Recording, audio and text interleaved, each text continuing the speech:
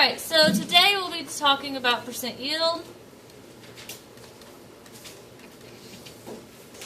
which is an application of stoichiometry, and this corresponds to Chapter 11, Section 4 in your textbook. Now, we now know we need to use a BCA table to change moles of one thing, we'll call that A, to moles of another thing.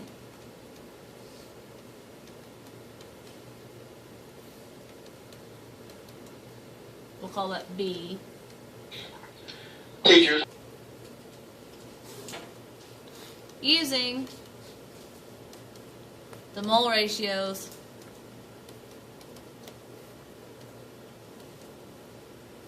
from the balance equation.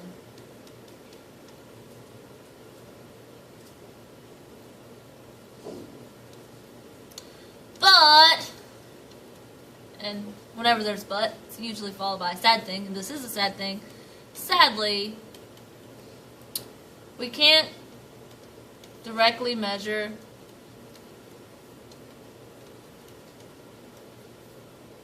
moles in the lab. So we really never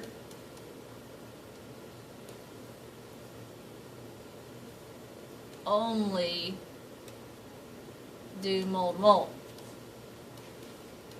Like we did on yesterday's worksheet 1, we're learning the basics of the BCA table. It's lovely and it's easy, but sadly that's just not the way things really are. Really, we have to remember things from last semester. We have to remember that we can have a handy-dandy mole heart. So if you've forgotten all parts of the mole heart, please see the video entitled Intro to the Mole Heart under Unit 5. But we know the mole is the heart of chemistry. And if we want to place our BCA portion somewhere, it's in the mole. You can use your BCA once you're in the mole of one thing to go from moles, that's an O I swear, of A to moles of B, or whatever you're dealing with. But you can only do that once you're inside the mole heart. But sadly, we don't always get numbers that are already in the mole heart. And if you're not given numbers that aren't in the mole heart, we have to use our great and vast mole math knowledge to remember that if I am given a mass in grams, that if I'm in grams, I can get to moles by dividing by the molar mass. Or, once I get to moles, I do my mole math in my BCA table.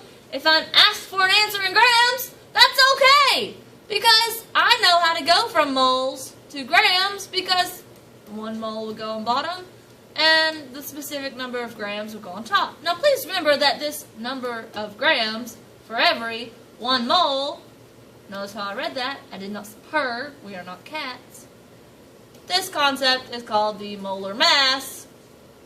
And for a regular element like carbon, you know, it has 6C and then 12.011 in its box on the handy-dandy periodic table. This lovely number at the bottom of the box is the atomic mass of a singular atom in AMUs, but is also numerically equal to the number of grams in 1 mole of carbon. So the molar mass of carbon is 12.011. But sadly, not everything actually comes in singles, because we have to deal with compounds, so please note that for the molar mass of a compound, as we've discussed before, and I think there's another video just for molar mass of compounds, we have 3 steps. Well, 4. Depends on how you want to count. We look and count. That's an and. We multiply, and then we would add it up. So, for example, if you had a molecule of O2, this is not just a singular O. 15.999, the number in the bottom box of oxygen, is not the molar mass of O2. Because this is O2! There's two. So when I look and count, well, there's O's, but there's two of them. So I'll multiply that by the molar mass of that particular element, which is 31.998. Now, if there was something else with this, I would need to add up the parts. We've done lots and lots of molar mass of compounds. These are essentially three separate problems. You have grams to moles, mole to mole, then moles to grams. You can set them up in one fell swoop, but you really did not focus on that because it's just going to get worse next week. We're going to add another layer to things we have to worry about before we can do stoichiometry, so it really is best just to do it my way. Now, so adding on to this brings us to our new concept of percent yield. Now, percent yield is not the same as percent error. This is specifically just two new vocabulary words and how they're related. It is the actual yield divided by the theoretical yield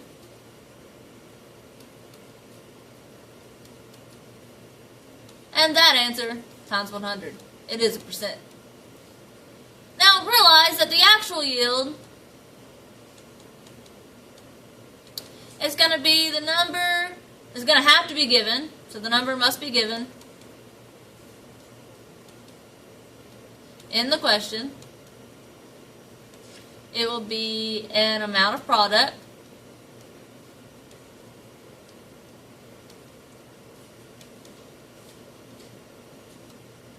actual yield. Yield implies we're going to the right side of the arrow, so it's what we're producing. And generally, pretty much almost always actually, the actual yield is going to be less than the theoretical yield. And it should be in grams. Now the theoretical yield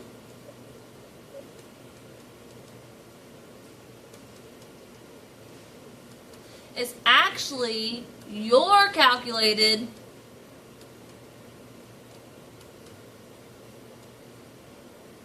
amount of product that should, keyword should, form. This is a should form because nothing is perfect. Chemical reactions can be affected by the temperature because remember, higher the temperature, faster the particles are moving. So if they're moving too fast, they're just going to bounce off each other and go haywire. Particles have to hit each other with exactly the perfect amount of speed, energy, and the exact perfect orientation of connection of pieces so that they can swap stuff and make a new compound. If they do not hit the correct orientation and they do not hit the appropriate amount of speed, energy, nothing happens. And this can be affected by temperature of the whole system. It can be affected by the humidity in the air. It can be affected by the pressure, so where you are at elevation-wise. There's lots of things that can affect a chemical reaction. They are never perfect. Ever. So, your theoretical yield is just that. It's the maximum amount you could get based on stoichiometric calculations. Now, when we are solving for percent yield, there are 5 general steps that you always follow. So steps to find percent yield. Now these are the steps you'll be following on your worksheet today and your assignment tomorrow. So, very handy things to clearly write. So step 1, if it's stoichiometry, the first step you always do, no matter if it's just mole to mole or grams to grams, or percent yield, is write a balanced equation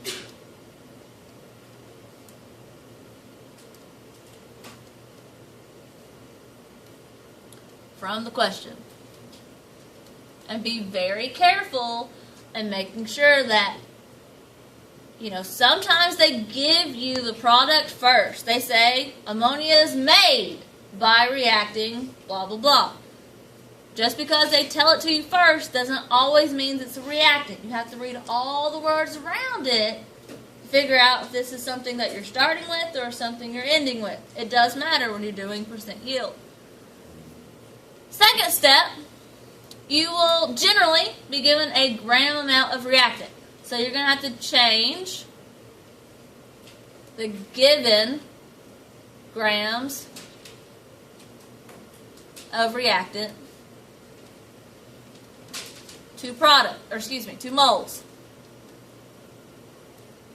of reactant. Once you have moles of reactant, then you can take the moles of reactant and you can change moles of reactant to moles of the desired product, whatever they're asking you about. And you can use the BCA for that. Or mole ratios, whichever makes you feel better. Then, you will need to change, so take your answer from number 3 and change moles of the product to the grams of product. Now realize this is grams you should get. So this is your theoretical. So if they're asking you for just a theoretical yield, then you would go to step 4 and stop. But if it's asking you for the full percent yield, you would have to then, once you have your theoretical yield, use the percent yield formula of the actual yield divided by the theoretical yield times 100. Please note, on steps 1 through 4, my advice is to keep at least 4 sig figs. If you over round in the first step, then you're rounding and rounding and rounding. All that rounding can make your answer very wrong. So do not round your answer.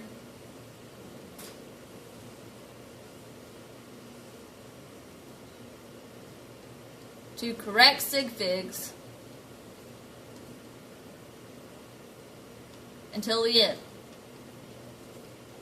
Until you are writing down your actual final answer.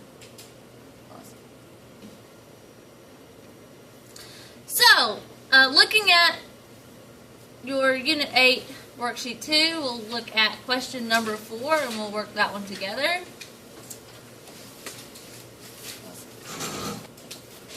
So the question reads, suppose 4.61 grams of zinc was allowed to react with hydrochloric acid to produce zinc chloride and hydrogen gas. And the first question that is asked is how much zinc chloride should you get? So that's going to be one thing I'm going to be looking for. Zinc chloride produced. And this is a should be produced. And then it also continues and says, suppose that you actually recovered 8.56 grams of zinc chloride. What is your percent yield? So if we're looking at the two numbers given in the problem, they give us 4.61 grams of zinc. And they tell us that we recovered, so our actual yield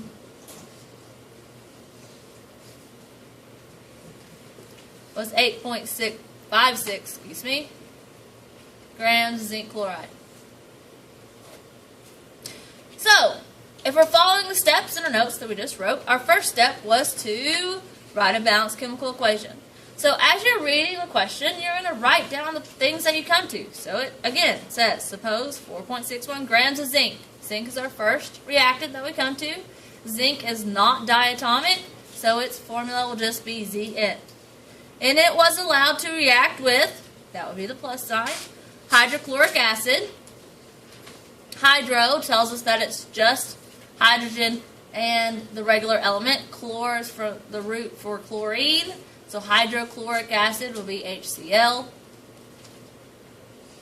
To produce would be the arrow, zinc chloride. Zinc chloride is indeed ZnCl2. Please remember that zinc, though it's a transition metal, always has a +2 charge. So if zinc has a 2, chlorine had a 1, those charges were crossed down to give us ZnCl2. And when we continue reading the question, the other product says, and hydrogen gas. Now hydrogen is in my diatomic element song, so it comes naturally as a pair of H2. So you should immediately notice that there are 2 chlorine and 2 hydrogen on the right, but there's only 1 of each on the left. So to balance this, we would need to add a coefficient of 2 here. Our zincs are good. Everything else is good now. So we can fill in for a ratio of 1 to 2, 1 to 1. Step 1 is complete. Step 2, in our notes that we just wrote, told us that we would need to change the given grams of reactant to moles of the reactant. And we're going to do that by dividing by the molar mass. Now, if I'm doing this on my paper, I know I'm going to have to do a BCA eventually. So I'm going to leave myself room for that. But they told me I'm starting with 4.61 grams of zinc. I find zinc on the periodic table, and based on my mole heart, I know that for every 1 mole of zinc, there's going to be 65.409 grams of zinc. I know I've set it up right because grams divide out. I typed in my calculator, 4.61 divided by 65.409. That gives me 0.07048 moles of zinc. Step 3 tells me to put my answer from number 2, my mole amount of reactant, into the BCA and find the amount of the product that is asked for. So I now know that I have this many moles of zinc. Since they gave me the actual yield of zinc chloride, that means I need to find the theoretical yield of zinc chloride, so I want this. Now, based on the mole ratios, since I'll be multiplying by 1, dividing by 1, zinc and zinc chloride in this particular equation are going to be in a 1-to-1 ratio, so I know that I should produce 0.07048 moles, because every number in the BCA table is moles, of zinc chloride. So I'm ready to continue. Step 4 tells me to change the moles of product, my answer for number 3, 2 grams using the molar mass, so I will then pull this out of my BCA table. So I have 0.07048 grams of moles, my bad, ZnCl2, and I need to change that to grams. So I know for every 1 mole of ZnCl2, there is a certain number of grams. Now please remember, since this is a compound, to get the number that goes here, I would have to, on the side, remember that 1 zinc was 65.409. This is 1 zinc. And there's 2 chlorines in this formula, so I would have to add to that, parentheses, 2 times 35.453. The 35.453 is the number in the bottom of the box of chlorine. Since there's 2, I had to multiply it. So if you put 65.409 plus parentheses, 2 times 35.453, close parentheses, in your calculator, it will spit out the full molar mass of 136.315 grams for every 1 mole. Our moles do divide out, so it is set up correctly. We do 0.07048 times 136.315, and that comes out to 9.61. Now, I did round this one to sig figs because this is one of the things I'm asked for. My first question was for the actual amount that should be produced. So since my starting value of 4.61 had 3 sig figs, then this answer would be rounded to 3 sig figs. It actually came out, it was more looking like 0.607. The 7 would make the 0 round up to 9.61 grams ZnCl2. And that would be the first part of the answer, but I'm not done. The question asked me also for percent yield. So to find the percent yield, I would take the actual yield, which was given in the question, of 8.56 grams. I would divide it by my theoretical that I calculated of 9.61 grams. Divide those, multiply that by 100, keep 3 sig figs for a final answer of 89.1% CnCl2.